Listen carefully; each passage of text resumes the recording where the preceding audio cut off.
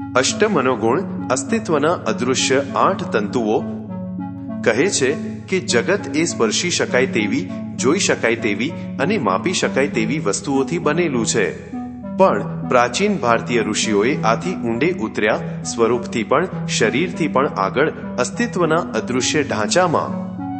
ત્યાં તેમને વસ્તુઓ નહીં, ગુણો મળ્યા. 8 સૂક્ષ્મ શક્તિઓ, 8 અદૃશ્ય તંતુઓ જે આ વિશાળ અને સચલ બ્રહ્માંડને વણે છે. તેમણે તેમને નામ આપ્યું અષ્ટમનો ગુણ, અસ્તિત્વના 8 સૂક્ષ્મ ગુણો. પ્રથમ છે પરત્વ, અંતરના તત્વનું સાર. કંઈક દૂર હોવાની, અગ્રાહ્ય હોવા છતાં જાણીતી લાગણી. બીજું છે અપરત્વ, નજીકતાની અંતરંગતા. માત્ર સ્થાન નહીં પણ લાગણીશીલ નજીકતા, હમણાં અને અહીં વચ્ચેના શ્વાસ જેટલી નજીક. સ્થળ પોતે આ બંને દ્વારા શ્વાસે છે.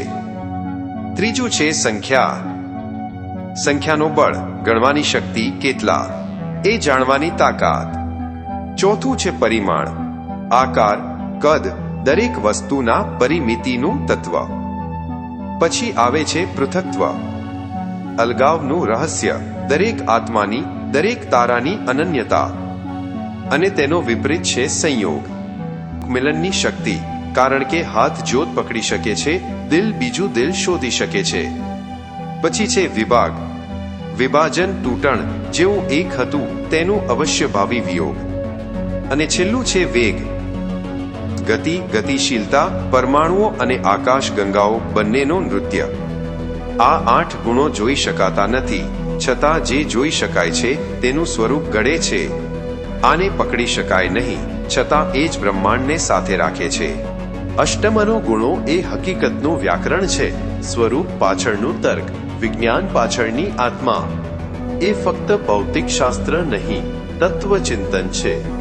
માત્ર પદાર્થ નહીં, અર્થ છે. એને સમજવું એટલે આ જાણવું. અમે ફક્ત માટી અને નથી, પણ અંતર અને ગતિથી, મિલન અને વિયોગથી, સંખ્યા અને પરિમાણથી બનેલા છીએ.